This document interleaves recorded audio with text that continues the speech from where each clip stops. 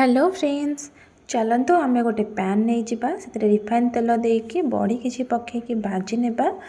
बड़ी भल कि भाजी हो गले ताकू काढ़ी से तेल रे आम पंच फुटण शुखिला लंका पकईदेवा। फुटण फुटीगला ये मु सारू आलू को काटिकी रखी ताकू पकईकि किसी समय भाजवा। किसी समय आपको घोरे नेबा, घोरे के भाजवा।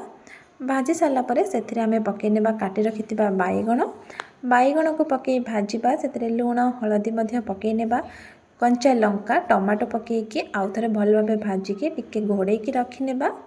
एबे आमे ढांकुणी काढ़ी से पकई नेबा बेसन मसला गोटे चामच ही पकईबे।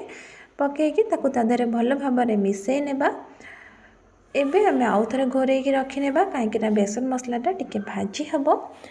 तापरे आमे एठी पकई नेबा से पालंग शाग को मु एमती छोट छोट करी काटी नहीं ताकू धोईकी रखी से पकईकि आमे एबे गोलई नेबा। आउ किछि समय पई ताकू आमे घोड़े नेबा। लास्ट को भाजी रखिथिबा बड़ी को से दे नेबा। एबे रेडी हो गला मो पालंग बेसर। वीडियोटी भल लगी गोटे लाइक कर देबे। Thank you.